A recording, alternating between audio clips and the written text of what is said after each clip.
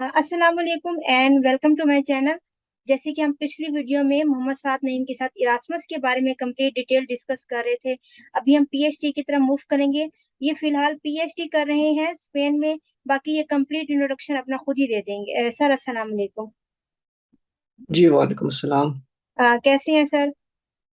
अल्हम्दुलिल्लाह मैं ठीक हूँ, आप ठीक हैं? जी सर, अल्लाह का लाख लाख शुक्र है। सर आप हमें अपना इंट्रोडक्शन भी दे दिए और साथ अपना आईडी कार्ड भी दिखा दीजिएगा जो आपको वहाँ पे यूनिवर्सिटी की तरफ से जो मिला होगा। ये मेरा आईडी कार्ड है। I work at ICIQ। This is a institute of chemical research in Spain, तारागोना Spain. तारागोना is a very small city, industrial city near Barcelona. 1 घंटे की ड्राइव पे है यहाँ से बार्सिलोना। और यहाँ पे मैं PhD कर रहा हूँ। It's Marie Curie international training network, which is different. It's not different. It's a kind of scholarship that you get for PhD students. And मेरा काम जो इस वक्त है वो कंप्यूटेशनल क्वांटम केमिस्ट्री पे है। तो सारा काम मेरा बेसिकली कंप्यूटर पे होता है। We run simulations, chemical reactions की सिमुलेशंस रन करते हैं हम कंप्यूटर के ऊपर। ही सारी रिसर्च होती है और क्वांटम हम्म। मेथड्स यूज करते हैं उसके लिए। तो मेरी 3 साल की PhD है, अभी मेरा फर्स्ट ईयर है यहाँ पे। ओके। एंड इन लास्ट नवंबर मेरा सिलेक्शन हुआ था। लास्ट नवंबर में स्पेन में आया था। उससे पहले मैं जर्मनी में था, तो जर्मनी में मैंने अप्लाई किया था जहाँ पे मेरा एरास्मस का लास्ट सेमेस्टर था। और फिर मैं वहां से यहाँ स्पेन आया था। ओके। अच्छा, आप तो ऑलरेडी बाहर थे इरास्मस पर। तो जो स्टूडेंट पाकिस्तान से पीएचडी के लिए अप्लाई करना चाह रहे हैं वो किस तरह से अपना प्रोसेस स्टार्ट करेंगे? एग्जैक्टली सेम प्रोसीजर है हर चीज़ के लिए। बस जैसे मैंने जर्मनी से स्पेन के लिए वीज़ा अप्लाई किया था, वो पाकिस्तान से स्पेन के लिए वीज़ा अप्लाई कर देंगे। ओके। सारा प्रोसीजर सेम है। आपको सेम चीज़ें सबमिट करनी है। सिलेक्शन प्रोसीजर हर चीज़ सेम होगी आपकी। और एट द एंड जिसका भी सिलेक्शन होगा, वो जहाँ पे भी होगा बच्चा, वो वहां से बस उस कंट्री के लिए वीज़ा अप्लाई कर लेगा। ठीक। अच्छा सर, पीएचडी के लिए अभी हम लोग अप्लाई करने का सोच रहे हैं। कोई कंट्री जो कि आप रिकमेंड करना चाहिए कि जो भी स्टूडेंट अप्लाई करना चाहते हैं वो इन इन कंट्रीज को शॉर्ट लिस्ट करें? सबसे पहले पहले हम कंट्रीज पे बात करेंगे। आप किन किन कंट्रीज को कहते हैं कि इन कंट्रीज में रिसर्च पे काफी अच्छा काम करवाया जाता है, तो इसको आप शॉर्ट लिस्ट करें, जरूर इस कंट्री में अप्लाई करें। ये क्वेश्चन मेरे से काफी बार हुआ और उसका क्वेश्चन इसका आंसर पहले मैं देता होता था कि इधर जाना चाहिए, इधर जाना चाहिए। हम्म। लेकिन मेरे ख्याल से आपको एप्लीकेशन सेंड करते वक्त कंट्री देख लेनी चाहिए, क्योंकि it's not up to you कि आपको वो रख लेंगे। इट्स अप टू देम कि वो आपको सिलेक्ट करते हैं कि नहीं करते। ट्रू सो है। It's a very question that students ask कि मैं कहाँ जाऊँ। तो मैं हम्म। ये कहता हूँ यार, जहाँ जाती है वहां चले जाओ। क्योंकि हम्म। मुझे नहीं पता कि आपकी प्रोफाइल किस तरह की है। आपकी प्रोफाइल क्या टर्की वाली है, क्या आपकी प्रोफाइल जर्मनी वाली है, क्या आपकी प्रोफाइल स्विट्जरलैंड वाली है। Apply everywhere. ओके। ठीक है ना? एंड सी कि क्या जैसे भी आप ज्यादा जगह पे अप्लाई करते हैं तो आपका चांस ऑटोमेटिकली इंक्रीज हो जाता है सिलेक्शन का, राइट? तो हम्म। अप्लाई एवरीवेयर, आई मीन कुछ कंट्रीज आप शॉर्टलिस्ट करना है। EU बहुत बड़ा है, यूरोपियन यूनियन बहुत बड़ा है। आपको अगर पता है कि US की एप्लीकेशन पे बहुत ज़्यादा मुझे टाइम लगेगा प्रिपेयर करने में, तो आप यूरोप में भी अप्लाई कर लें। अगर आपको स्पेसिफिकली कनाडा ही जाना है और आपका सोच रखा है कि कनाडा ही जाना है, मुझे इसके अलावा कहीं नहीं जाना, फिर आप वहाँ अप्लाई करें। हर बंदे का scenario set of factors different होते हैं। तो what I suggest is like go and apply everywhere you want, और उसके बाद देखो कि वो आपको सेलेक्ट कर रहे हैं या नहीं कर रहे। हम्म। आपने कनाडा अप्लाई किया, सेलेक्ट ही नहीं किया आपको, तो क्या करोगे आप? मतलब इट्स कि अप टू देम, वो आपको select- आप नहीं कह सकते कि मुझे रख लो। ऐसे ही है। मतलब हर जगह पे अप्लाई कर लें। जब आपके पास 3 से 4 जगह पर आपका उन्होंने वो सिलेक्ट कर लें, फिर आप पूछें कि इस जगह पे मुझे जाना चाहिए या नहीं जाना चाहिए, क्योंकि काफी चूज तो आप तब करोगे ना जब आपको 4 जगह से सिलेक्शन आ गई। सिलेक्शन आ गई। ट्रू। सिलेक्शन आई नहीं, आप कैसे चूज कर रहे हो कि मैं यहाँ जाऊँ? हम्म। तो इट्स अ रिवर्स लॉजिक जो लोग यूज कर रहे हैं। मेरे ख्याल से आप हर जगह पे अप्लाई करें। यूथ में इतने कंट्रीज हैं, इतनी स्कॉलरशिप्स हैं। हर हम्म। कंट्री में डिफरेंट किस्म की स्कॉलरशिप्स हैं। आप हर जगह पे अप्लाई करो और ओके। फिर देखो कहाँ से। कई दफा सिलेक्शन ही एक जगह से आती है, तो वहीं जाओगे फिर आप। हम्म। अच्छा, मैं मास्टर की स्टूडेंट हूँ, तो मुझे नहीं आइडिया, लेकिन ये पीएचडी के हैं, एक्सपीरियंस पर्सन है। तो ये बात सही कह रहे हैं। जब मैं मास्टर के लिए थी मैंने कोई कंट्री नहीं छोड़ा था, मैंने हर जगह अप्लाई किया था। कि मैंने मतलब जहां मुझे पता रहता एडमिशन ओपन है और मुझे स्कॉलरशिप मिल सकती है या फ्री एजुकेशन मिल सकती है, मैं अप्लाई कर देती थी। तो जो एक दफा आप लोग बाहर निकल जाए या फिर एक दफा आप सिलेक्ट हो जाए, उसके बाद आप लोग फिर पूछ लें कि किस जगह पे आप लोग ने जाना चाहिए या नहीं जाना चाहिए। सर अच्छा, ये तो आप कहना चाह रहे हैं कि हर जगह पे आप लोग अप्लाई करें, लेकिन कुछ कंट्रीज मैंने सुना है कि वो रिसर्च के मामले में कुछ कंट्रीज जो है ना वो काफी ज्यादा उनकी एक्सीलेंट परफॉर्मेंस है। लाइक जर्मनी को कहा जाता है कि ये आईटी का एक हब है।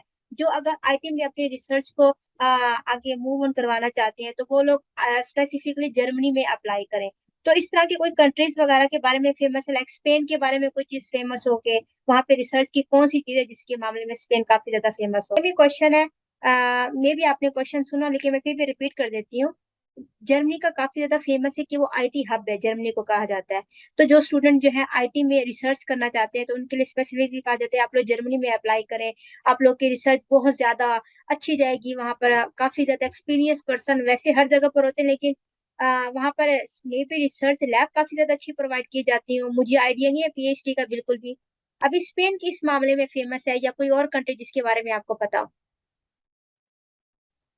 जी, आपने बिल्कुल ठीक कहा है कि कुछ countries are very specific in the things that they are working on. Germany इस वक्त आईटी में बहुत आगे जा रहा है, आईटी मेरे ख्याल हर जगह पे ही चल रही है इस वक्त। तो होता ही है कि जो कंट्री जिस फील्ड में ज़्यादा आगे होता है ना, वो उसी फील्ड की स्कॉलरशिप ज़्यादा ऑफर भी कर रहा होता है। हम्म। तो फॉर एग्जांपल अगर आप पॉलिसी पढ़ना चाहते हो और जर्मनी में पॉलिसी नहीं पढ़ाई जाती तो आपको जर्मनी में उतने ऑप्शंस मिलेंगे भी नहीं। ऐसे तो ही है। होता इस तरह है। तो आप ये करते हो कि आप देखते हो, फर्स्ट ऑफ ऑल आप कंट्री वाइज सर्च ही नहीं करते। आप जाते हो गूगल पे, आप लिखते हो कि मुझे इस सब्जेक्ट में चाहिए पीएचडी, वो आपको बताएगा कि यहाँ यहाँ पे अवेलेबल है, आप वहाँ वहाँ अप्लाई कर दो। हम्म। ठीक है, क्योंकि जब आप कंट्री पे लिमिट कर दे तो जैसे आपने बताया आप आईटी में जाना चाह रहे हो, ठीक है, और आपका मूड है चेक रिपब्लिक जाने का। अब चेक रिपब्लिक ऑफर ही नहीं करता आईटी में, तो आप ढूंढते रहोगे, नहीं मिलेगी आपको। तो आपने अपने आप को पहले से लिमिट कर दिया कंट्री डिसाइड करके कि मैं यहाँ पे जाऊंगा, तो आपकी ऑप्शंस ऑलरेडी लिमिटेड हो गई अब। तो बेसिक तरीका ये होता है कि आप अपनी, आपको पता हो कि आपका डिसिप्लिन क्या है। ठीक है, मास्टर्स के बाद आपका बड़े अच्छे तरीके से डिफाइन हो चुका होता है कि आपने किस फील्ड में जाना है। हम्म। जाहिर, अब मैं केमिस्ट्री पढ़ता आ रहा हूँ शुरू से, मटीरियल साइंसेस केमिस्ट्री एक ही चीज़ है, तो मुझे केमिस्ट्री में ही कहीं पे आगे जाना था। फिर वहाँ पे आपको डिफरेंट ऑप्शंस मिलती हैं, आप देखते हो कि अच्छा यार कौन सी चीज़ मेरी सीवी से ज़्यादा रिलेट करती है। Again relevance plays a very big factor. अब हम्म। रेलेवेंस देखते हो, रेलेवेंस कहाँ पे ज़्यादा है और उन पोजीशंस पे आप अप्लाई करना स्टार्ट कर देते हो। डोंट लुक के कंट्री क्या है। ज़ाहिर है कुछ पोजीशन आपको अब लिथुएनिया में कोई मिल गया, बल्गेरिया में कोई मिल गया, आप नहीं जाना चाहते, वहाँ अप्लाई मत करो। लेकिन मोस्ट केसेस यूरोपियन कंट्रीज सारे काफ़ी अच्छे हैं। और जहाँ तक ओके। मैरी क्यूरी का सवाल है, they compensate you financially pretty well. तो आप जहाँ पे भी हो आपकी सैलरी ठीक होती है। प्लस मैरी क्यूरी में ये भी होता है कि it's not like a regular PhD programme, it's ITN which is an international training network. इसमें सिर्फ पीएचडी नहीं करवा रहे होते आपको, इसमें आपको सेपरेटली ट्रेनिंग भी दी जा रही होती है, सॉफ्ट स्किल्स की ट्रेनिंग दी जा रही होती है। आपका एक पूरा कंसोर्टियम, इरास्मस की तरह यहाँ भी कंसोर्टियम होता है पूरे इंस्टीट्यूट्स का, 5 से 10 इंस्टीट्यूट्स होते हैं, 4-5 यूनिवर्सिटीज होती हैं, 4-5 इंडस्ट्रीज होती हैं। और मैरी क्यूरी में भी ऐसा ही होता है एग्जैक्टली कि आप पीएचडी कर रहे होते हो और दरमियान में 2 दफा आपको डिफरेंट कंट्रीज में जाना होता है ट्रेनिंग के लिए। आप हम्म। वहां पर जाकर कोलैबोरेट करते हो, उनके साथ कुछ ना कुछ करते हो।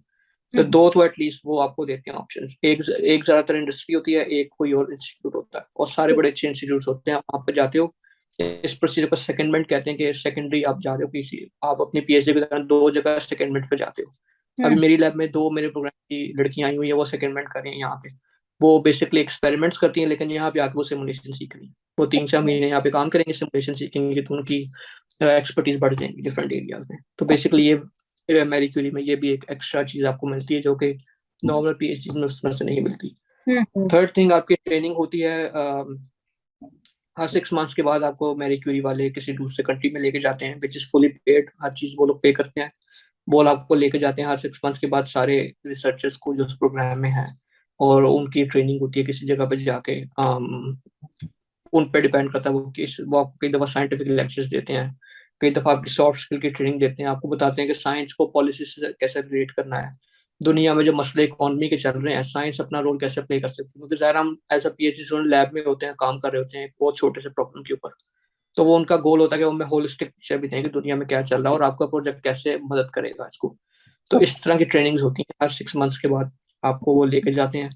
यूजुअली ऐसे होता है कि आपके प्रोग्राम के अंदर जो कंसोर्टियम इंस्टीट्यूट्स होते हैं, स्पेन में मेरा एक इंस्टीट्यूट है, कुछ बच्चे वलेंसिया में काम कर रहे हैं, कुछ बच्चे स्विट्जरलैंड में काम कर रहे हैं, कुछ बच्चे डेनमार्क में काम कर रहे हैं, तो हमें इस तरह इन कंट्रीज में लेके जाया जाता है। तो इस तरह कॉन्फ्रेंसेज होती हैं हर 6 मंथ्स के बाद आपको। तो I think it's also very good option, आपको सीखने को मिलता है, ट्रैवल भी हो जाता है, विच इज ऑलरेडी पेड, हर चीज़ पे करते हैं आपकी वो। तो दिस इज बेसिकली वेरी, अगर आप इरास्मस की सारी चीज़ें उठा के पीएचडी प्रोग्राम पे अप्लाई कर दें तो it becomes Marie Curie basically. Okay. तो इसको एग्जैक्टली मैरी वैसे क्यूरी। ही कैसा है। अच्छा, ये जो आप स्कॉलरशिप के ऊपर हम लोग अभी बात करेंगे, लेकिन हम लोग यहाँ से पहले स्टार्ट करना चाहेंगे। अभी कोई स्टूडेंट जैसे कि अप्लाई करना चाह रहा है, तो वो यूनिवर्सिटीज में किस तरह से वो अप्लाई करना स्टार्ट करेगा? लाइक मास्टर भी हम लोग जस्ट जाके एप्लीकेशन पोर्टल पे डॉक्यूमेंट्स अपलोड कर देते होते हैं, तो पीएचडी में किस तरह से प्रोसेस स्टार्ट होता है? अगेन बिल्कुल डिपेंड करता है कि अब Marie Curie itself, Marie Curie जो है वो एक फंडिंग का नाम है। प्रोसीजर ऐसे होता है कि कुछ प्रोफेसर डिसाइड करते हैं कि हमें 15 पीएचडी स्टूडेंट्स को ट्रेन करना है इस पर्टिकुलर सब्जेक्ट पे। ठीक है, वो यूरोपियन यूनियन को पूरा प्लान बना के भेजते हैं, अब ये पढ़ाएंगे, ये करवाएंगे, आप हमें फंडिंग दें। ठीक है, वो उनको फंडिंग मिलती है। अब वो प्रोग्राम के जो लोग हैं जिनको फंडिंग मिली है वो डिसाइड करेंगे कि उन्होंने एप्लीकेशन कैसे एक्सेप्ट करनी है। ठीक है, वो ईमेल पे भी एक्सेप्ट कर लेंगे, मैंने ईमेल पे भेज दी थी। और वो अपना कोई वेबसाइट भी बना सकते हैं, उस पर करवा सकते हैं। वो कुछ और भी वो कह सकते हैं कि हमें हार्ड कॉपीज चाहिए। लेकिन मोस्ट केसेस में कोई वेबसाइट होती है उनकी अपनी, हर प्रोग्राम की, हर मैरी क्यूरी प्रोग्राम की, हर इरास्मस प्रोग्राम की तरह अपनी वेबसाइट होती है जहाँ पे जाके आप सबमिट कर सकते हो चीजें या ईमेल कर देते हो उनको आप। तो और एट दी एंड सारी रिक्वायरमेंट्स वही होती हैं, सारी चीजें। और सिलेक्शन भी यहाँ पे जिसने आपको हायर करना है, जो पीएचडी सुपरवाइजर है, वो आपकी सिलेक्शन डिफाइन करेगा यहाँ पे। वो ओके। देखेगा कि जहाँ जो हम प्रोजेक्ट करना चाह रहे हैं उसका कुछ इस बच्चे को आता है या नहीं आता। हम्म। और मोस्ट केसेस में नहीं भी आता तो वो रख लेते हैं। वो ये देख रहे होते हैं कि कुछ बेसिक नॉलेज इसको हो, कुछ लर्निंग कैपेबिलिटी हो कि सीख सके, हम कुछ नया सिखाएं इसको तो सीख सके। और PhD already is a very high pressure thing, तो वो ये भी देख रहे होते हैं कि आप प्रेशर हैंडल कर लोगे, नई चीजें बहुत जल्दी करनी है वो कर लोगे आप। तो बेसिकली ये पीएचडी में ये क्राइटेरिया वो लोग यूज कर रहे होते हैं। जिस पीएचडी में मैं हूँ अभी, मेरे पास इसका कोई पुराना एक्सपीरियंस नहीं था, मैंने कभी सिमुलेशन नहीं की थी आज तक। बट आई श्योर कि मैं करना चाहता हूँ। मेरे पास जो बेसिक नॉलेज चाहिए, ज़ाहिर सिमुलेशन के पीछे भी कुछ साइंस चल रही है, वो साइंस मुझे आती है, लेकिन मुझे एक्चुअली परफॉर्म करनी नहीं आती सिमुलेशन, वो मैं सीख लूंगा। और हम्म। आप प्रूव करते क्या लोगे। तो आप देखते हो वो क्या मांग रहे हैं आपसे, उससे रिलेटेड कुछ ऑनलाइन कोर्सेज दिखा दो। मेरे उसमें कोडिंग का बहुत ज्यादा रोल था, तो मैंने कुछ पाइथन करनी, थोड़ी सी पाइथन के बेसिक कोर्सेज करके मैंने सी में लगा दिए थे, और मैंने उनको बताया था कि मैं पाइथन सीख रहा हूँ, ये मेरी पीएचडी में काम आ जाएगी। तो इस तरह से वो लोग देखते हैं इन चीज़ों को, फिर सेलेक्ट कर लेते हैं। अच्छा, इस केस में ये होता है आपको।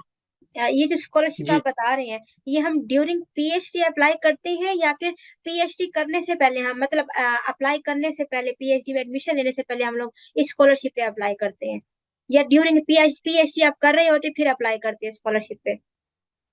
नहीं नहीं, this is like a whole thing. आप इस पे बस अप्लाई कर देते हो, ये पीएचडी पोजीशन होती है, इस पे आप हर पीएचडी की पोजीशन की तरह आप इस पे अप्लाई कर देते हो।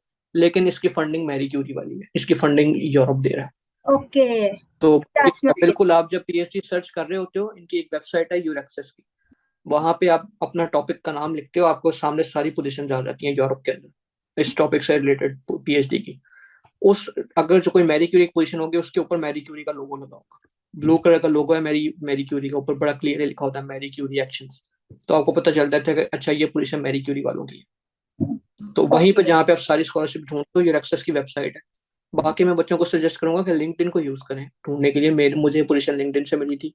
लिंक्डइन पे आप बेसिकली कीवर्ड्स डाल देते हो, for example PhD in chemistry, PhD in quantum entanglement, what ever और उसके बाद आप कंट्रीज भी डाल देते हो उसमें, यूएस से मुझे दिखा दो, मुझे ईयू से दिखा दो, मुझे कनाडा से दिखा दो। और फिर लिंक्डइन रोज आपको नोटिफिकेशन सेंड करता है जब भी कोई पोजीशन आपकी उस चीज से अनाउंस होती है रिलेटेड। हम्म। तो मुझे इस तरह हर रोज लिंक्डइन इतनी नोटिफिकेशन भेजता था, मेरे पास तो इतना टाइम नहीं था कि मैं हर जगह अप्लाई करूँ। तो मैंने कुछ में अप्लाई किया, उसमें से ये जिसमें मैं भी हूँ, ये भी मुझे लिंक्डइन से ही मिली थी। तो इसका ये फायदा था, आपको जाके ढूंढनी नहीं पड़ती, वो हम्म। ऑलरेडी कोई अनाउंस लिंक्डइन आपको सेंड कर देगा, आप देख सकते हो। फिर वहां से क्लिक करके आप उसकी वेबसाइट पे जाके देख सकते हो कि क्या चल रहा है। ओके, मतलब जो स्टूडेंट अगर पीएचडी वो करना चाह रहे हैं, तो आप जो रिकमेंड करें लिंक्डइन के थ्रू, आप वो स्टूडेंट जो है वहां पर जाके कीवर्ड डाल के सर्च कर लें। मोस्टली स्टूडेंट्स जो होते हैं वो इस तरह भी अप्लाई करते हैं कि प्रोफेसर्स को वो लोग मेल सेंड करते हैं सबसे पहले, जो सुपरवाइजर होते हैं जो भी, कि उनको अपना प्रपोजल सेंड करते हैं, वो एक्सेप्ट करेंगे, देन उसके बाद वो अपना नेक्स्ट प्रोसेस कर सकते होते हैं। तो आपने तो डायरेक्ट मेल सेंड कर दी थी मैरी क्यूरी को, और वहीं पर ही आपकी जो होगी सिलेक्शन उसी के थ्रू ही होगी थी। नहीं नहीं, इसका मतलब बिल्कुल आपने सही बताया कि इसका डिफरेंट प्रोसीजर है। आपको लगता है कि आपकी फील्ड ये है, आपने उस प्रोफेसर के कुछ पेपर्स पढ़े हैं, आप उसको ईमेल करके पूछ लें क्या कोई आपको पोजीशन है, वो बता देंगे है या नहीं है। This is one way.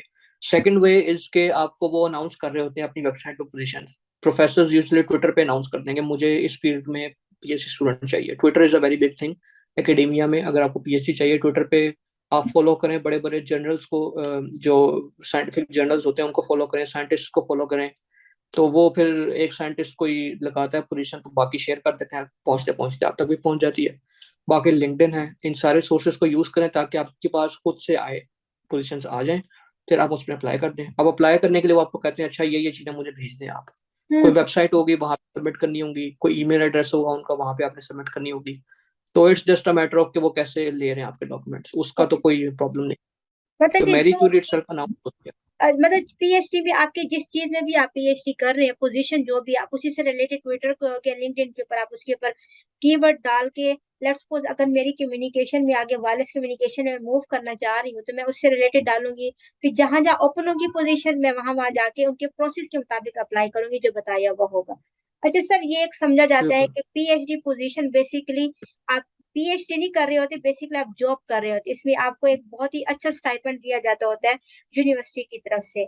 आप एक किस्म की आप जॉब करने के लिए आप बाहर जा रहे होते हैं। तो सर इसके ऊपर आप हमें कुछ बताएंगे? एग्जैक्टली बिल्कुल ठीक है। कुछ कंट्रीज में स्टाइपेंड कम होता है और कुछ कंट्रीज में स्टाइपेंड ज्यादा होता है। मैरी क्यूरी का भी एक सर्टेन अमाउंट होती है, वो अलॉट कर देते हैं प्रोजेक्ट को कि आप इतने पे कर सकते हैं। फिर वो ये होता है कि कंट्री, जिस कंट्री आप जा रहे हो उसके लॉज होते हैं, एक एक टैक्सेशन या इन्फ्लेशन इंडेक्स होता है, समथिंग लाइक दैट। तो मैरी क्यूरी फॉर एग्जांपल बताती है कि हम 3,000 देंगे इंस्टीट्यूट को, उसने इन 3,000 में से स्टूडेंट को पे करना है। अब वो इंस्टीट्यूट किस कंट्री में है वो देखेंगे कि उस कंट्री की टैक्स पॉलिसीज क्या है। ठीक है, फॉर एग्जांपल स्पेन में 20-25% टैक्स है, तो उस 3,000 में 25% टैक्स लग जाएगा जो आपका इनकम टैक्स होता है। फिर वो देखते हैं कि सोशल सिक्योरिटी आपने कुछ पे करनी होती है, वो सोशल सिक्योरिटी काट लेंगे, कुछ और टैक्सेस होंगे जो आप पे अप्लाई हो रहे हैं। तो यू आर राइट कि एज एन एम्प्लॉय ट्रीट किया जाता है, एज अ स्टूडेंट अब आपको ट्रीट नहीं किया जाएगा। आप पे सारे वो लॉज एंड रेगुलेशंस अप्लाई होंगे जो कि एक एम्प्लॉय पे होते हैं अप्लाई। तो आपका पूरा कॉन्ट्रैक्ट होगा, आप सोशल सिक्योरिटी के लिए अप्लाई करोगे, आपको वर्क परमिट मिलेगा और उस तरह से टैक्सेस आप पे करोगे। अब जाहिर है स्पेन में अगर टैक्सेस ज्यादा है तो मेरी सैलरी उसके यहाँ से थोड़ी कम हो जाएगी, और अगर किसी कंट्री में टैक्सेस कम है उनको थोड़ी ज्यादा सैलरी मिलेगी। लेकिन वो ऐसे भी नहीं करते कि लोगों के साथ ज्यादती हो कि कुछ स्पेन में है टैक्सेस ज्यादा है तो उसको पैसे कम मिल रहे हो। तो फिर वो उनका एक अपना भी एक थ्रेशोल्ड लेवल होता है जिसपे वो देखते हैं कि लिविंग एक्सपेंसेस जो है ना उसके ऊपर इतनी हम अमाउंट दे रहे होते हैं। तो हर कंट्री में, फॉर एग्जाम्पल स्विट्जरलैंड में लिविंग एक्सपेंसेस बहुत ज्यादा है, तो उनको उस लिहाज से ज्यादा सैलरी मिल जाती है ताकि वो अपने लिविंग एक्सपेंसेस पूरे कर लें, प्लस ऊपर उनको कुछ एक्स्ट्रा दे दिया जाता है कि जो भी उनकी कॉस्ट है वट एवर, मैरी क्यूरी के अपने कुछ पर्क्स हैं वो मिल जाते हैं उनको। तो there is no hard and fast rule, हर कंट्री, हर सिटी, हर स्टेट के लिहाज से टैक्सेस की डेफिनेशन चेंज होती है और उस लिहाज से आपकी सैलरी में चेंज आता है। लेकिन मैं आपको रफ फिगर ये दे सकता हूँ कि 1700 to 1800 से लेके 2200 तक यूरोस तक आपको यूरोपियन यूनियन के अंदर सैलरी मिल रही होती है। ठीक है। स्विट्जरलैंड की थोड़ी ज्यादा, मेरे ख्याल से स्विट्जरलैंड की 2800 फ्रैंक्स के करीब है, स्विस फ्रैंक्स के करीब है। तो इतनी है मतलब तकरीबन वहां पे। लेकिन अगेन वो आप स्विट्जरलैंड में हो तो आपका 1,000 तो सिर्फ अपार्टमेंट का रेंट ही है। तो हम्म। डिपेंड्स कि आप कहाँ पे, तो उस लिहाज से आपको वो एडजस्ट करके दे रहे होते हैं सैलरी। ओके। अच्छा सर, अभी ये जो आपने हमें इसके हवाले से बता दिया कि स्टाइपेंड अच्छा दिया जाता होता है, इसमें लिविंग एक्सपेंस भी हमारा कवर हो रहा होता है? मेरे ख्याल से लिविंग एक्सपेंसेस के अलावा भी आपको काफी मिल रहे होते हैं मेरे ख्याल से। You can save some money after covering your living expenses. Okay. So it's a good amount, normal PhD से आपको ज्यादा ही मिल रहा होता है। हम्म। अच्छा सर, हम इसमें डॉक्यूमेंट्स की तरफ मूव करेंगे। जब हम अप्लाई कर रहे होते हैं, हमें जस्ट उनको प्रपोजल सेंड करना होता है, या इसमें हमें पीएचडी के लिए आर्ट्स भी रिक्वायर्ड होता है कोई, कि लाइक जिस स्टूडेंट ने आर्ट्स नहीं दिया होगा तो वो अप्लाई कर सकता है? मैं आपको बता देता हूँ कि क्या होता है, मैं अपना केस भी बता देता हूँ, मेरे साथ बड़ा इंटरेस्टिंग केस हुआ था। ओके। तो जो सिलेक्शन कर रहे हैं वो डिफाइन करेंगे कि उनको क्या चाहिए। हम्म। कुछ प्रोफेसर कहेंगे कि लेटर ऑफ प्रोफिशिएंसी दे दें काम चल जाएगा, कुछ कहेंगे नहीं चाहिए, आइल्स की रिक्वायरमेंट नहीं है। कुछ बहुत स्पेसिफिक रिक्वायरमेंट रख देंगे, कुछ कह सकते हैं आपको कि आपके पास पाइथन के ऊपर ये फला मॉड्यूल एसके लर्न जैसे मशीन लर्निंग का एक फंक्शन है वो आपको अप्लाई करना आता होना चाहिए। ओके। वो लिख देंगे अपनी एप्लीकेशन प्रोसीजर में, तो आपको वो शो करना होगा। तो ये सुपरवाइजर जिसने आपको 3 साल अपने पास संभालना है, जिससे सिखाना है, वो डिफाइन कर रहा होता है सारी चीजें। तो हम्म। लेकिन बेसिक डॉक्यूमेंट्स वही है, सीवी होगी, एलओएम होगा, कोई एक्स्ट्रा डॉक्यूमेंट आपसे मांग लेंगे कि कोई अचीवमेंट्स बता दें अपनी। प्लस इंग्लिश प्रोफिशिएंसी यूजली मांग रहे होते हैं वो, क्योंकि ज़ाहिर है आप पीएचडी कर रहे हो और लैंग्वेज जो है वो बड़ा इंपॉर्टेंट है, इंग्लिश में कम्युनिकेट करना है अपने प्रोफेसर से। तो ज़्यादातर मेरे केस में लिखा हुआ था कि आपके पास हाई प्रोफिशिएंसी होनी चाहिए इंग्लिश की, इंग्लिश लैंग्वेज पे कमांड अच्छी होनी चाहिए आपकी। तो लेकिन हुआ ये था, मैंने आइल्स 2019 में दिया था और ओके। वो 2 साल बाद एक्सपायर जाता है। हम्म। और मैं जब अप्लाई करा मेरा आइल्स एक्सपायर्ड था। ओके। तो उन्होंने आइल्स मांगा हुआ था। हम्म। लेकिन उन्होंने एग्जैक्टली ये नहीं कहा था कि आइल्स रिक्वायरमेंट है सिलेक्शन की। उन्होंने कहा था आपकी इंग्लिश लेवल अच्छा होना चाहिए, you can prove it with the IELTS और टोफल स्कोर। अब वो क्योंकि आइल्स मेरा एक्सपायर था, मैंने फिर भी आइल्स सबमिट कर दिया था अपना, क्योंकि मेरे स्कोर अच्छे थे, मेरे 8 बैंड्स आए थे आइल्स के अंदर। तो हम्म। मैंने कहा ये एज अ प्रूफ है। प्लस मेरे पास इरास्मस की डिग्रीज थी जो मैंने साथ लगाई थी, तो उनको पता है कि ये ऑलरेडी यूरोप में रह रहा है, इंग्लिश हम्म। लेवल इसका नीचे आया होगा, ऊपर ही गया होगा। तो वो आइल्स वो भी उन्होंने एक्सेप्ट कर लिया था, एक्सपायर्ड था लेकिन वो भी एक्सेप्ट कर लिया था उन लोगों ने। तो हम्म। मेरे केस में कोई ऐसा प्रॉब्लम नहीं हुआ था।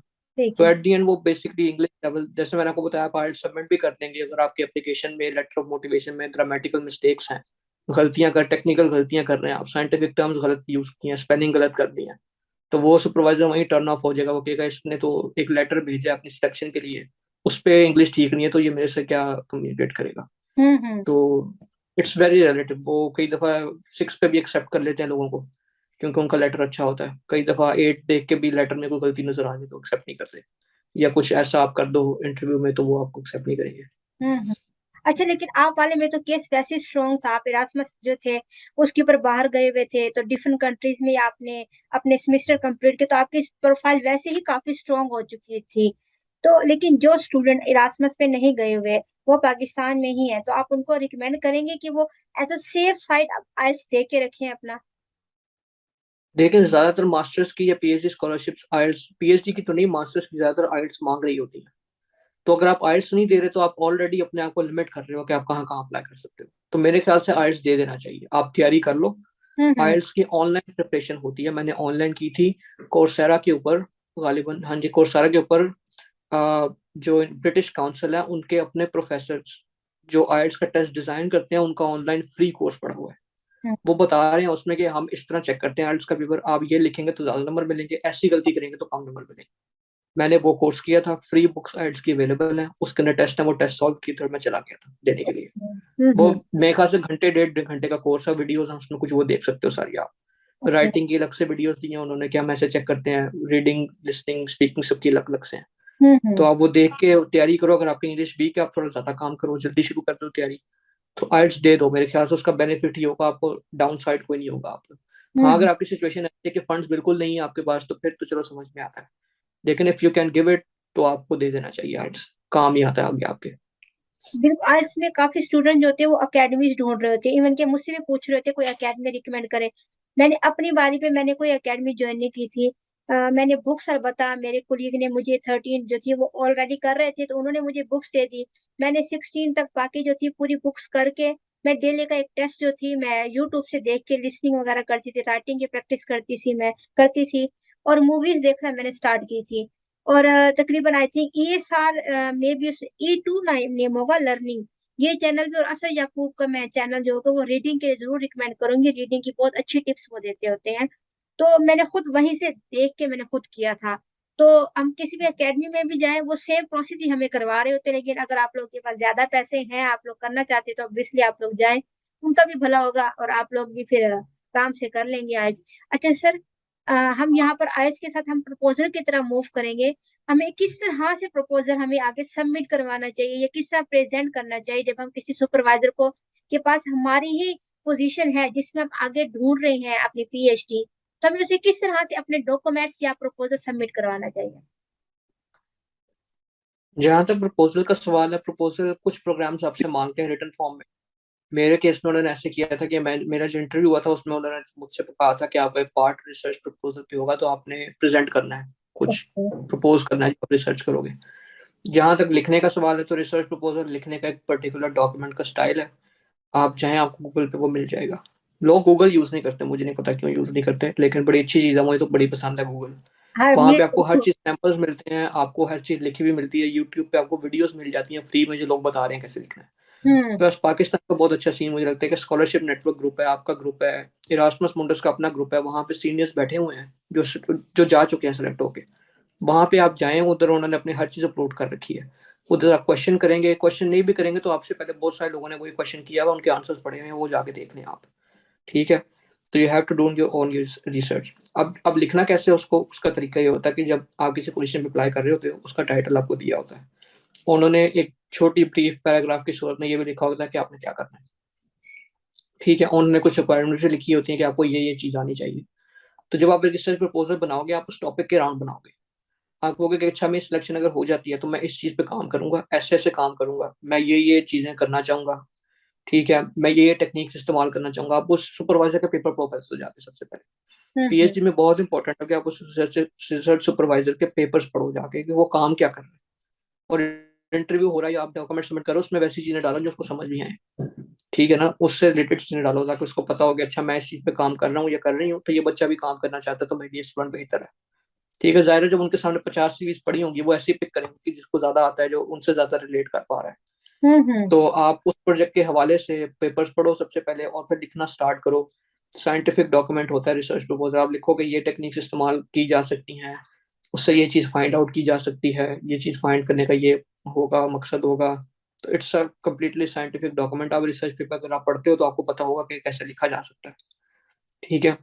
तो गूगल पे एग्जाम्पल्स मौजूद हैं। मेरे केस में एक इंटरव्यू था, उसके अंदर मेरे इंटरव्यू के कुछ पार्ट्स थे, उसमें एक पार्ट रिसर्च प्रपोजल का था। तो मैंने बेसिकली 2 स्लाइड्स बनाई थी। मैंने बताया था कि ये प्रोजेक्ट में ये चीज़ें स्किल्स आपके पास, मतलब जो सुपरवाइज़र है, वो उनको कुछ एक्सपर्टीज़ है उनकी, उनका पूरा रिसर्च ग्रुप है जो कुछ चीज़ों पे काम कर रहा है। तो मैंने बताया कि आपका ग्रुप इन चीज़ों पे काम कर रहा है, ये स्किल्स मैं गेन करके ये काम कर सकता हूँ। मैं आपके प्रोजेक्ट में ये करना चाहूँगा, मैं ये टेक्निक इस्तेमाल करना चाहूँगा, ये करना चाहूँगा, ये चीज़ फाइंड करना चाहेंगे हम।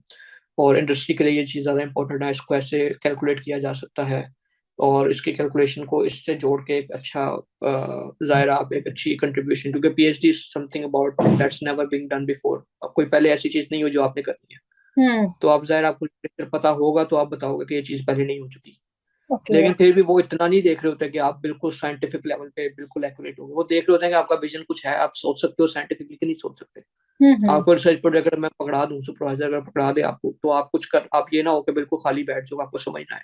आपको पता हो कि मैंने पेपर्स जाके रीड करने हैं, आपको पता हो कि उसमें से अगर 10 पेपर हैं, 10 पेपर्स में से सबसे टेक्निक ज्यादा कौन सी लोग यूज कर रहे हैं, तो मैं भी वो यूज करूंगा क्योंकि वो टेक्निक काम की है, वो उससे हम्म। रिजल्ट अच्छे आते हैं।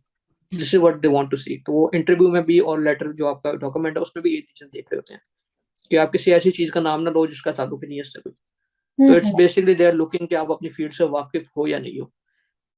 ये बेसिक मकसद होता है रिसर्च प्रपोजल का। ओके। मतलब कि जो भी पोजीशन वगैरह ओपन है, अगर वो आपसे रिलेटेड है तो आप उसके ऊपर सबसे पहले कोई साइंटिफिक पेपर वो रीड आउट करके फिर अपने एक अच्छा सा प्रपोजल आप लोग लिख लें, और फिर उसके बाय ईमेल या जिस तरह भी उन्होंने कहा है अप्लाई करने को उस तरह अप्लाई कर दें। अच्छा सर। बिल्कुल, वो सुपरवाइजर का नाम लिखा होता है जब आप अप्लाई करते हो, तो सुपरवाइजर के गूगल स्कॉलर पे जाके आप उसके पेपर्स पढ़ लें। उनके हम्म। इंस्टीट्यूट पे जाके प्रोफेसर क्या कर रहा है वो पढ़ लें जाके। आपको वहीं ओके। से आइडिया हो जाएगा कि वो आपको क्या पढ़ाना चाहते हैं या हम्म। क्या करवाएं। वही चीजें आप अपने उसमें लेटर में लिख दें कि आप पढ़ना चाहते हैं या आप ये करना चाहते हैं। अगर वो स्किल्स आपके पास हैं तो सिलेक्शन हो जाएगा। अगर आपने प्रूव किया कि स्किल्स आपके पास हैं तो सिलेक्शन हो जाएगा। नहीं तो फिर वो फिर आप निशाने चलते रहेंगे, जितने जहाँ पे लग गया लग गया। हाँ, ये ऐसे ही है, बस अंधेरे में तीर फेंकते रहे, जहाँ लग गया तो लग गया। हम्म, अच्छा, अभी हम हम्म। पीएचडी में हमारी पोजीशन क्लियर हो चुकी होती है, हमने किस पोजीशन पे अप्लाई करना है, कोई बेसिक सा डॉक्यूमेंट, जो बेसिक डॉक्यूमेंट आप हमें ये बता दें, जो कि हर पीएचडी में हमें इन डॉक्यूमेंट्स की जरूरत पड़ती होती है।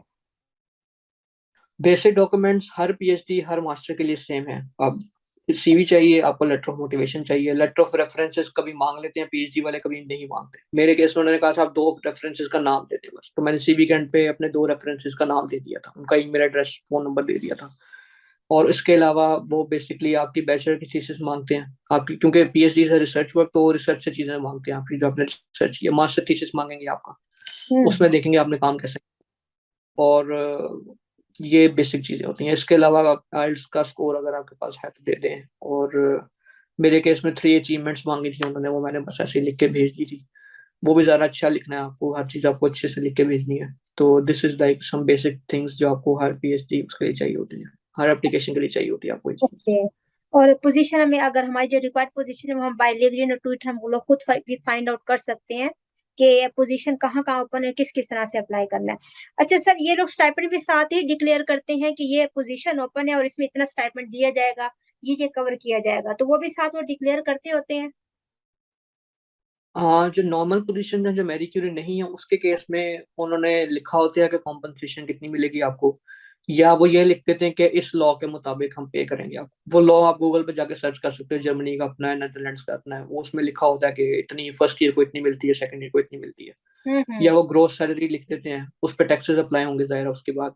ये मैरी क्यूरी के केस में वो इतना नहीं लिखते, क्योंकि मैरी क्यूरी बड़ा एक एस्टेब्लिश्ड वो है, सबको पता है कि कितनी देते हैं ये लोग। या आप मैरी क्यूरी की वेबसाइट पे जाके देख सकते हो कि हर हम्म। वो कितना देते हैं हर यूनिवर्सिटी को, और वो उसमें से कितना पे करते हैं स्टूडेंट्स को। तो ऑन ओके। एवरेज पता होता है। मैरी क्यूरी के वेबसाइट बड़ी डिटेल्ड है इस मामले में, कॉम्पनसेशन के मामले में वो कितने देते हैं। अच्छा सर, आप स्पेन में पीएचडी कर रहे हैं तो आपको वहां पर आइडिया हो चुका होगा कि स्पेन में किस चीज में जो है स्पेन जो है ये बेस्ट है, और क्या क्या बेनिफिट्स हैं अगर लोग स्पेन में पीएचडी करना चाहते हैं। As compare to other countries, आप कितना रिकमेंड करते हैं स्पेन के अंदर क्या क्या बेनिफिट्स लोगों को मिल सकते हैं। तो स्पेन का फर्स्ट ऑफ ऑल यहाँ पे मटेरियल्स से रिलेटेड, केमिस्ट्री से रिलेटेड, कंप्यूटर साइंस से रिलेटेड भी आपको हर किस्म के प्रोफेसर हर जगह मिल जाएंगे। तो डिपेंड्स कि आप जहाँ पे जा रहे हो वो इंस्टीट्यूट कैसा है। अगर उस इंस्टीट्यूट की अच्छी लेगेसी है, वहाँ पे अच्छा काम किया जाता है अच्छी से, क्योंकि पीएचडी रिसर्च भी बड़ी डिफरेंट सी चीज़ है। यहाँ पे कुछ बहुत अच्छे रिसर्चर्स मिलेंगे आपको, कुछ बहुत अच्छे सुपरवाइजर्स मिलेंगे जो अच्छा काम करवाते हैं बच्चों से। कुछ आपको नॉर्मल मिलेंगे, कुछ इतने अच्छे नहीं मिलेंगे। तो जब आपको पोजीशन मिल जाए, फर्स्ट तो मैं आपको ये कहूंगा कि पीएचडी सुपरवाइजर के साथ आपका ताल्लुक बड़ा इंपॉर्टेंट होता है, क्योंकि वो आपको एज अ बच्चा उन्होंने ट्रेन करना होता है आपको। तो first thing that I would suggest everyone to do is like, आप जब अप्लाई कर रहे हो या जब आपका सिलेक्शन हो जाए, तो आप उस लैब के स्टूडेंट्स से बात करें, जाके ईमेल करें उनको, उस सुपरवाइजर की लैब, उनसे पूछें कि सुपरवाइजर कैसा है। ठीक है ना। हम्म। अगर वो हर वक्त पूछते भी रहता है, वो हेल्प ही नहीं करता, तो फिर आपकी पीएचडी अजाब है, आप छोड़ दो के बीच में, क्योंकि PhD is not a easy thing to do. क्योंकि हम्म। आपने सब कुछ खुद करना होता है, खुद से नहीं, ओके। चीजें सीखनी है, खुद से अप्लाई करनी है। गलती आप कर भी रहे हो तो आपको नहीं पता गलती कर रहे हो, कोई बताने वाला होना चाहिए। तो आप ये चीजें उनसे पूछो। कई दफा कुछ बच्चे होते हैं बहुत सेंसिटिव होते हैं, वो सुपरवाइजर के टेंट्रम से डील करना नहीं जानते। तो आप पूछ लो स्टूडेंट से पहले जाके कि अच्छा इनका क्या मूड रवैया कैसा है, ये लैब में होते भी हैं या नहीं होते, ये कितनी हेल्प करते हैं, अगर ये हम्म। हेल्प नहीं करते तो लैब में दूसरे लोग हेल्प करते हैं क्या सीन है, ये चीजें पता कर लो। ठीक है। उसके बाद जो आपका क्वेश्चन था कि स्पेन का क्या है, तो सबसे पहले तो आपको ये देखना चाहिए कहीं कहीं भी जा रहे हो आप, क्योंकि आपने उस लैब में टाइम स्पेंड करना है। उस लैब से आप रात को 6-7 बजे निकलोगे, फिर कंट्री आते हैं, कंट्री में आप क्या कर सकते हो। ठीक है ना। तो पहले लैब को आपने देख लेना है कि आप वहाँ पे सीखने का एनवायरनमेंट है, अच्छा है, सब कुछ ठीक है, प्रेशर तो नहीं है ज्यादा। ये आपको स्टूडेंट्स बता देते हैं, 3-4 स्टूडेंट्स को आप ईमेल करके पूछ सकते हो। उसके बाद स्पेन का मेरे ख्याल से सबसे अच्छा यूरोप में जो एडवांटेज है वो वेदर है स्पेन का। यहाँ पे गर्मी होती है, शुक्र है यहाँ पे गर्मी होती है, क्योंकि सन निकलता है यहाँ पे बहुत बड़ी बात है यूरोप में कि सूरज कहाँ पे निकलता है। ऐसे ही है। तो Spain is a very beautiful country, यहाँ पे वेकेशन लोग मनाने आते हैं। और काफ़ी अच्छा कंट्री है, काफ़ी खूबसूरत है। यहाँ का वर्क लाइफ बैलेंस बहुत अच्छा है। आपको यूरोप में डिफरेंट लेवल मिलेंगे। मैंने क्योंकि 3-4 यूरोपियन कंट्रीज में टाइम अपना स्पेंड किया है, तो मुझे पता है कि जो जर्मनी है वो ज़्यादा वर्क ओरिएंटेड है, वहाँ पे वर्कोहॉलिक्स हैं, ज़्यादा लोग काम करना पसंद करते हैं। वहाँ ओके। पे 9-10 बजे तक वहाँ पे काम कर रहे होते हैं लोग।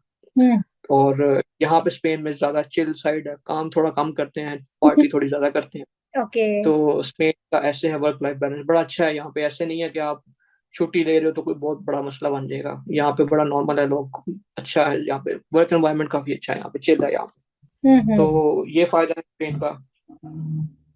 स्पेन का वेदर बहुत अच्छा है, सर्दियों में ठीक सर्दी मिलती है, गर्मियों में आजकल हुई है ज्यादा गर्मी, लेकिन अच्छा है। जर्मनी में मैं था, तो मैं नॉर्दर्न जर्मनी में था, तो वहां पे 3-4 महीने तो सूरज ही नहीं दिखा मुझे, ग्रे स्काई रहता था हर वक्त, तो उसका हम्म। इम्पैक्ट होता है आपके ऊपर। हम्म। फिनलैंड जब आप जाते हो तो सर्दी का इम्पैक्ट होता है। मैं एक हफ्ते के लिए गया था वहां पे, और मेरे एक फ्रेंड ने मुझे बताया था कि वो लोग वहाँ पे विटामिन डी लेते हैं, कैप्सूल्स लेते हैं विटामिन डी के, क्योंकि सूरज ही नहीं निकलता वहाँ पे। ओके। विटामिन डी आप नहीं लेते तो डिप्रेशन हो जाता है। तो हम्म। ये चीजें भी कुछ लोग देखते हैं अकाउंट में कि मैं सर्दी ज्यादा कंट्रोल कर सकता हूँ या नहीं। और बाकी स्पेन का वर्क लाइफ बैलेंस अच्छा है। It's a very beautiful country, it's a very affordable country as compare to other European countries. Southern countries जितने भी है यूरोप के, दे आर मोर अफोर्डेबल। यहाँ पे लिविंग एक्सपेंसेस कम है, रेंट्स कम है, और डेली की जो आपकी ग्रोसरीज हैं वो थोड़ी सस्ती है यहाँ पे, सर्विसेज सस्ती हैं यहाँ पे। और compare to for example Germany और स्विट्जरलैंड, सस्ता है बहुत स्पेन। बाहर अगर आप खाना शाना खाना जा रहे हो वो भी सस्ता है यहाँ पे, इतना महंगा नहीं है। और बाकी रिसर्च की क्वालिटी आप जहाँ अप्लाई कर रहे हो, जिस इंस्टीट्यूट में अप्लाई कर रहे हो, उस पर डिपेंड करेगी, उसका कंट्री से कोई खास ताल्लुक नहीं है। हम्म। तो दिस इज समथिंग के बारे में मुझे मुझे पसंद है। ओके। मतलब सोशल लाइफ बहुत अच्छी है, जिस तरह मैंने मोस्टली सुना है कि कुछ कंट्रीज में स्टूडेंट मोस्टली बॉयज जो है वो डिप्रेशन में चले जाते हैं। तो स्पेन में इस तरह का कोई सीन नहीं है। नहीं, वो आप डिपेंड करता है आप कहाँ पे हो, आप किन लोगों के साथ हो। तो वो भी एक सेपरेट बहुत बड़ी डिस्कशन है कि आपको यहाँ पे आके अपनी सोशल लाइफ कैसे मेंटेन करनी है, किन से बात करनी है, किन से नहीं करनी। बाकी लैंग्वेज बैरियर जाहिर है बहुत बड़ा है। मेरे जो उसमें था एक मेन थिंग जो मेरे सिलेक्शन में मैं देख रहा था कि मुझे जब पीएचडी करनी है, तो मेरा ये था कि लैब में लोग डाइवर्स हों, सिर्फ स्पेनिश लोग ना हो, क्योंकि जाहिर है जब हम पाकिस्तानी सारे बैठे होंगे तो हम उर्दू में बात करेंगे। हाँ। और लैब जितनी डाइवर्स होगी वहां पे इंग्लिश उतनी ज्यादा बोली जाएगी। अब मेरी लैब फॉर्चुनेटली बहुत डाइवर्स है। Italy, Germany, Greece, Pakistan, India, Korea, China, हर रशिया, हर जगह से लोग हैं वहाँ पे। तो हम्म। वहाँ पे मेन मोड ऑफ लैंग्वेज है, सब इंग्लिश में बात करते हैं। तो जरा वो सब इंग्लिश में बात करते हैं, उनसे आपकी सोशल इंटरेक्शन बेहतर हो जाती है एज कम्पेयर टू आपकी सीएससी लैब में चले जाओ जहाँ पे सारे स्पेनिश लोग हैं, आप अकेले पाकिस्तानी हो इंग्लिश बोलने वाले। तो जाहिर है फिर बाहर तो वैसे ही इंग्लिश बोलना मुश्किल है, क्योंकि यहाँ पे लोग इंग्लिश नहीं बोलते ज्यादा। तो हम्म। लैब के अंदर भी जब आप नहीं बोल सकते फिर ज्यादा मसला होता है। ओके। तो मेरे केस में I think I am very lucky कि सारे लोग इंग्लिश स्पीकिंग है, उनसे मेरी बहुत अच्छी फ्रेंडशिप भी है। तो मेरी सोशल लाइफ इस लिहाज से काफी बेहतर है। ओके। अच्छा, मैंने जो फिनलैंड के एक स्टूडेंट थे वो हमें बता रहे थे कि फिनलैंड में डिप्रेशन में जाते होते हैं स्टूडेंट। और डेनमार्क में तो मैंने खुद एविडेंस जो है ना किया है कि स्टूडेंट डिप्रेशन में गए हैं और किस तरह उनकी कंडीशन हुई है।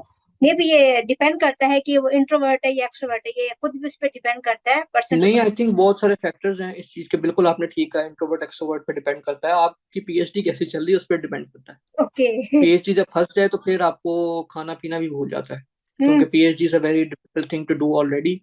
वो कैसी जा रही है, उसके सोशल लाइफ तो बाद में आती है। तो पहले तो आपका काम ठीक चल रहा है, आपको ऑफिस से सुकून है या नहीं।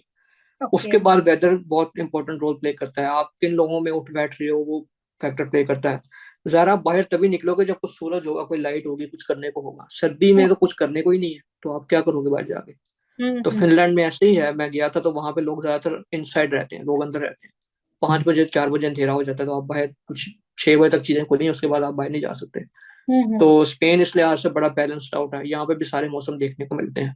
हम्म। बीचेस हैं बहुत ज्यादा, आप वहां जा सकते हो, इट्स वेरी नाइस। तो ओके। इट डिपेंड्स, आप स्पेन में होके भी डिप्रेस रह सकते हो, आप डेनमार्क में रह के भी खुश रह सकते हो। It's how you deal with things. सर्दी का वैसे बोला जाता है, हम पाकिस्तानी सर्दियों को बहुत पसंद करते हैं। तो कोई जैसी सर्दियां शुरू होती हैं या स्नोफॉल होती है, हम लोग मूव करते हैं, हम लोग दुआ करते हैं अल्लाह ताला सर्दी ही रहे ज्यादा ना। लेकिन जो लोग बाहर फेस कर रहे होते हैं वो लोग बताते हैं कि भाई सर्दी इतनी अच्छी नहीं है, ये आपको काफी ज्यादा डिप्रेस कर देती होती हैं। और बिल्कुल, जाहिर है जब सूरज नहीं निकलेगा तो आपको लाइट जब नजर नहीं आती, मुझे भी पहले लगता था कोई इशू नहीं है, लेकिन जर्मनी में 3 महीने जब मैंने सूरज नहीं देखा तो मुझे समझ आई कि weather has something to do with your mood. तो ओके। वेदर का बहुत बहुत बड़ा इफेक्ट होता है। तो आप लोगों का वहां पर ये होता है कि आप लोग अंदर ही खाना बनाते हैं या फिर बाहर जाते होते हैं? It depends on you what you want to do. I mean अगर आपके पास टाइम नहीं है तो मेरा बहुत रैंडम किस्म का स्केड्यूल है। जब मेरे पास मैं लेट आता हूँ तो फिर वो बाहर से ले लेता हूँ। यूजली मेरी रूटीन ये होती है कि मैं वीकेंड्स पे कुक कर लूँ फूड, उसको फ्रीज हम्म। कर दूँ। I know it's not very healthy, but it's something I do, ताकि जब मैं घर आऊँ तो मेरे पास फूड अवेलेबल हो, नहीं तो बाहर से ले लो। डिपेंड्स कि क्या आपने करना है। ओके। अच्छा, मोस्टली स्टूडेंट का एक ये भी क्वेश्चन आता है कि हम किस चीज में, किस फील्ड में रिसर्च करें, लाइक कौन सी फील्ड है जो कि बाहर जो है काफी ज्यादा इन है, तो हम उस फील्ड में अपनी रिसर्च को स्टार्ट करें। ये भी स्टूडेंट के क्वेश्चंस होते हैं।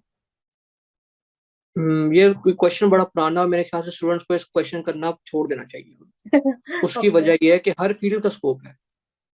हर फील्ड, अगर आपकी उर्दू में पीएचडी भी है ना, उसका भी स्कोप है पाकिस्तान में। आप हम्म। जाके किसी टेलीविजन में स्क्रिप्ट लिख सकते हो जाके। आप मुझे पता है, हमारे एफसी कॉलेज से हूँ मैं, लाहौर से। वहाँ पे एक प्रोफेसर थे जिनकी पंजाबी में पीएचडी थी और वो हस्बी हाल का स्क्रिप्ट लिखते थे। तो मुझे उस दिन समझ आया कि पंजाबी में पीएचडी करके भी स्कोप बंदे का रहता है, अगर आप अच्छे काम करने वाले हो। It okay. Depends on you, आप काम क्या कैसा। अगर you are not doing anything, your work is not worth anything, तो आप बस फेस करोगे। बेशक आप एआई में काम कर रहे हो, ठीक हम्म। है। तो इट आपकी फील्ड, आप कैसा काम कर रहे हो उस पर डिपेंड करता है। If you are very competent, if you know what you are doing, if you are confident enough, if you know your stuff, तो आपका स्कोप है हर जगह पे। हम्म। तो अगर आपको लगे, और मेरे ख्याल से फील्ड जो है वो आपकी चॉइस पे डिपेंड करना चाहिए। अगर आपको लगता है कि यार मुझे पॉलिटिक्स पे पसंद है तो पॉलिटिक्स में जाओ, वहां हम्म। पे जाके मेहनत करो, आपको सिस्टम खुद ही ऊपर उठाता है। अगर आप मेहनती इंसान हो, अगर आपको आता है कुछ, तो हम्म। सिस्टम आपको खुद ही ऊपर, इंस्टेड ऑफ कि आपको कि अच्छा मैं अभी अमेजोन पढ़ने चला जाता हूँ, अमेजोन करूंगा, तो अगर आपको नहीं पसंद, आपको नहीं आता, तो आप फेल हो जाओगे उसमें। हम्म। तो तो पीएचडी में तो एक खास तौर पे बहुत केयरफुली चूज करना चाहिए। अगर हम्म। 3-4 साल आपने एक ही सब्जेक्ट पे काम करना है, अगर आपको पसंद ही नहीं है इनहेरेंटली, तो फिर तो आपसे काम भी नहीं होगा। हम्म। इन शॉर्ट, आपका जिस सब्जेक्ट में इंटरेस्ट हो, जिसको करके आपको खुद दिल से खुशी होती हो, उसी की तरफ ही मूव करें। हमारे में होता है, कोई कोई स्टूडेंट कहते नहीं मैंने डॉक्टर नहीं बनना, मैंने फुटबॉलर बनना है। उसकी खुशी फुटबॉलर में, अगर वो उसको अच्छी तरह कर सकता है परफॉर्म, तो वो उसकी तरह मूव करे। डॉक्टर ना बने, जरूरी नहीं कि डॉक्टर की बहुत ज्यादा डिमांड है तो डॉक्टर ही बन के आए, क्योंकि हम पाकिस्तानी उसी चीज के पीछे भागते हैं जिसका हम लोग सुनने लगते हैं ये इन हो गया काफी ज्यादा, इसका काफी ज्यादा ट्रेंड हो गया, या काफी ज्यादा मार्केट में इसकी डिमांड है। तो ये हम काफी ज्यादा ये गलत करते हैं खुद बिल्कुल, के साथ। बिल्कुल। अच्छा और मेरे ये। ख्याल से ये तो अर्ली लाइफ डिसीजन है ना, कि आपके अर्ली लाइफ में कैसे डिसीजन थे। अगर आपने इंजीनियरिंग कर ली है और आप मास्टर्स में हो भी, तो हम्म। आप फिर भी अपने आप को जबरदस्ती पुश मत करो किसी ऐसी फील्ड में घुसने की जो आपको पसंद नहीं है। पीएचडी के लिए हम्म। मैं फॉर एग्जांपल बताऊं, आपका चांस फिर भी है किसी दूसरी थोड़ी सी डिफरेंट फील्ड में घुसने का, अगर आप प्रूव कर दो कि आपको कुछ आता है। आप ऑनलाइन कोर्सेज कर लो। अगर हम्म। आप केमिस्ट्री में काम करो, आपका शौक है कोडिंग सीखने का, तो आप किसी ऐसी फील्ड में चले जाओ जहाँ पे केमिस्ट्री और कोडिंग दोनों का फ्यूजन हो।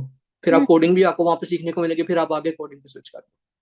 ठीक है बिल्कुल ना। ऐसे तो ही है। इट्स आपको ये नहीं कि आपको आपको हार्ड, आप ये भी डिपेंड करता है आपको आता क्या है।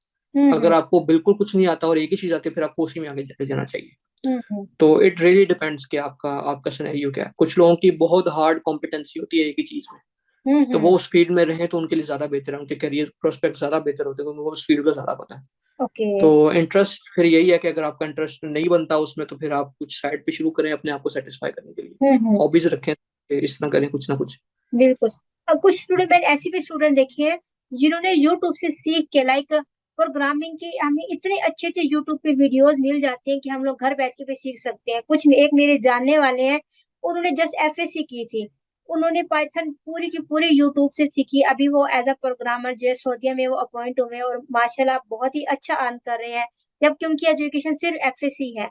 तो अपने अंदर स्किल हम बिल्कुल। जितनी ज्यादा डेवलप करने की कोशिश करेंगे, उतना ही हमारे लिए बेटर। जरूरी नहीं कि हम लोग अफोर्ड नहीं कर सकते बड़े बड़े इंस्टीट्यूट, हम लोग वहां पे जाए ना।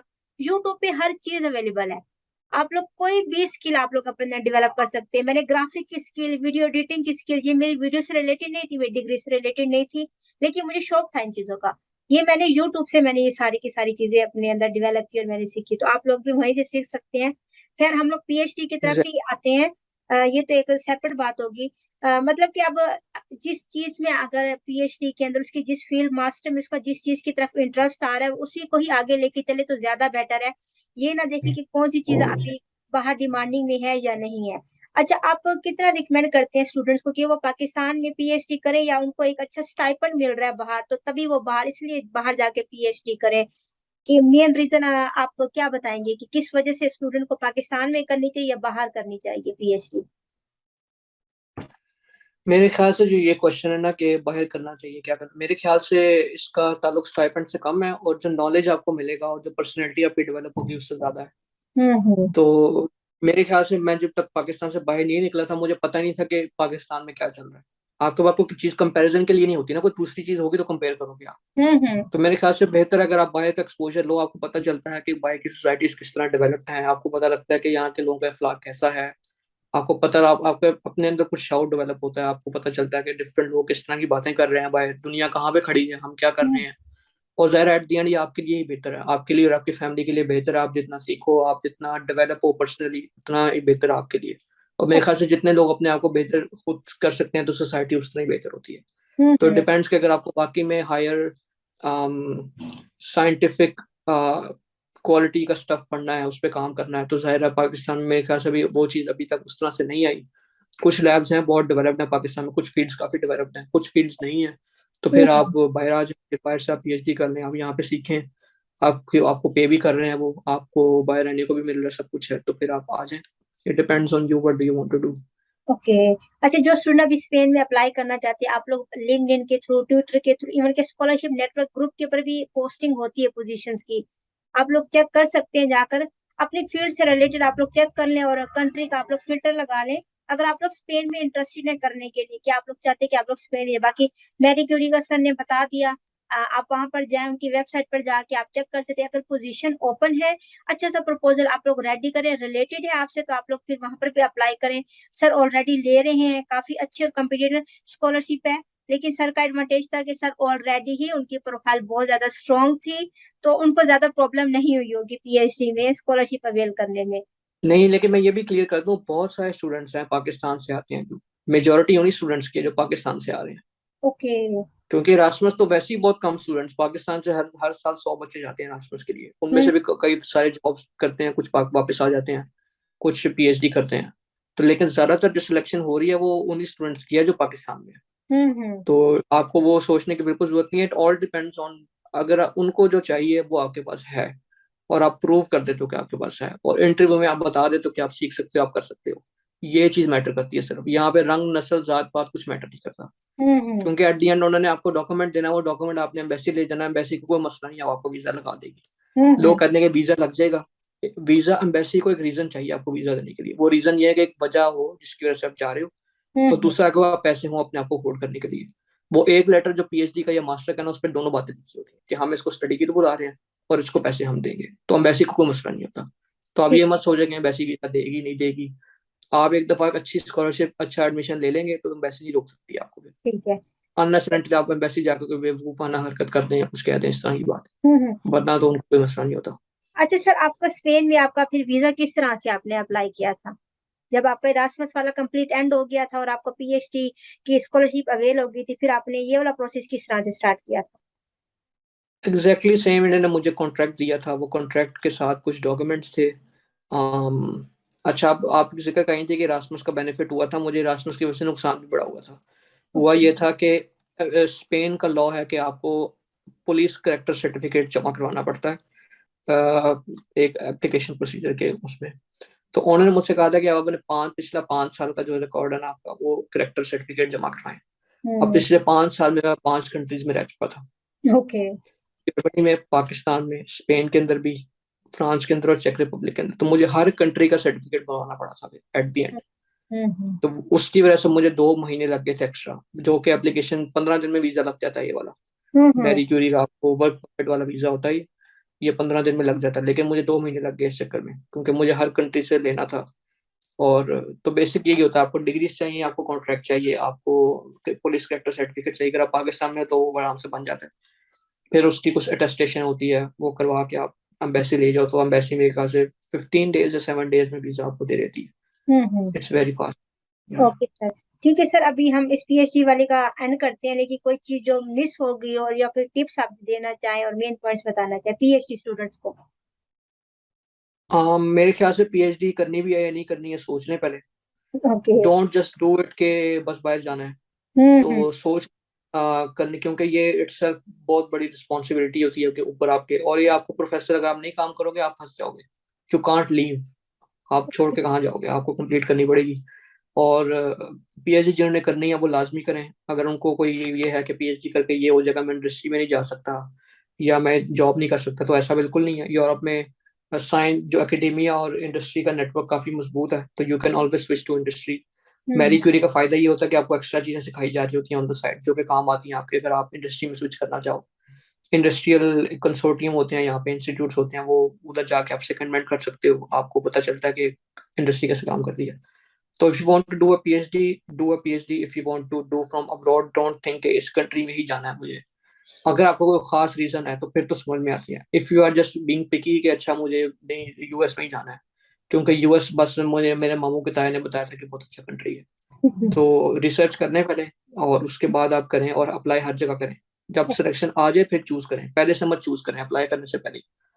तो रिक्वायर्ड डॉक्यूमेंट्स पूरे रखें। सीवी एलओएम कैसे बनाना, हमने वो पिछली रासमस की वीडियो में रिकॉर्ड कर ली है मेरे ख्याल से, तो बिल्कुल। वहां से टिप्स लेने का, एप्लीकेशन को बनाने का तरीका सेम ही होता है। हम्म। और ये है, पीएचडी में ज्यादा स्पेसिफिक बातें करें, अपने एलबम में, अपनी सीवी में उस प्रोजेक्ट से रिलेटेड ज्यादातर बातें करें, और हम्म। इसमें इररेलेवेंट स्टफ और कम कर दें। इरासमस तो फिर भी हम लिख देते हैं ना, वॉलंटरी एक्सपीरियंस ये है वो है। कुछ लोग 2 पेज वॉलंटरी एक्सपीरियंस भर देते हैं, वो मत करें, थोड़ा रखें। उनको नहीं चाहिए आपका वॉलंटरी एक्सपीरियंस, उनके किसी काम का नहीं है। It's a good thing to have, but वो ये ढूंढ नहीं रहे कि अच्छा कौन है जिसके पास वॉलंटरी एक्सपीरियंस, उसको रख लें हम। ऐसा नहीं होता। तो साइंटिफिक कॉम्पिटेंस चाहिए, वो दिखाएं उनको मेन सबसे पहले। Okay. Okay sir, thank you so much. I am sure जो कि पीएचडी में अप्लाई करना चाह रहे होंगे उनको काफी ज्यादा इन्फॉर्मेशन इस वीडियो से मिल गई होगी। इवन कि मैं भी पीएचडी में बिल्कुल जीरो थी, लेकिन मुझे आइडिया हो गया है। अभी मेरी पीएचडी को देर है, लेकिन खैर मुझे थोड़ा बहुत आइडिया जरूर हो गया कि मैंने क्या करना है। और इरास्मस का सर ने बताया तो वो ऑफ कोर्स वो मेरे लिए बेनिफिशियल है। अगर मैं अप्लाई करना चाहती हूँ तो उन्होंने पूरी डिटेल पिछली वीडियो में बताई है। सर ने काफी मुश्किल से टाइम निकाला है, क्योंकि वो अपनी पीएचडी में काफी ज्यादा बिजी थे, लेकिन सिर्फ आप लोगों की हेल्प के लिए उन्होंने ये टाइम निकाला। और उनका सारा का सारा प्रोसेस उन्होंने खुद ही किया हुआ था, किसी के पास नहीं गए थे। सो एक स्कॉलरशिप नेटवर्क ग्रुप है, उसके ऊपर आपको सारी की सारी डिटेल मिल जाएगी। वहां पर तकरीबन प्रोफेसर ने पूरे के पूरे मैसेजेस आपको बताए हुए होते हैं। उनकी रिसर्च प्रपोजल का भी बताया हुआ है, सीवी किस तरह से बनानी है, वो सारी डिटेल उन्होंने बताया। आप लोग वहां से भी देख सकते हैं। और अगर सर आप चाहें तो मैं आपके लिंक्डइन जो है वो मैं डिस्क्रिप्शन में शेयर कर सकती हूँ, अगर स्टूडेंट आपसे डायरेक्ट कांटेक्ट करना चाहे किसी भी चीज के लिए, Yeah, अगर आप oh, अलाउ करें। yes. हाँ Mhm. ठीक है, ओके सर। मैं इनकी जो होगी लिंक्डइन की जो प्रोफाइल होगी वो मैं शेयर कर दूंगी। अगर आपको कोई भी हेल्प चाहिए होगी आप इनको लिंक्डइन पे कांटेक्ट कर सकते हैं, ये आपको वहीं पे रिस्पॉन्स दे देंगे। Again thank you so much sir. ये काफी ज्यादा बेनिफिशियल सेशन थे, दोनों के दोनों ही। आई एम श्योर स्टूडेंट को काफी ज्यादा हेल्प मिलेगी। Thank you so much for your time sir. Allah Hafiz. You're welcome. Thanks for having me. Thank you.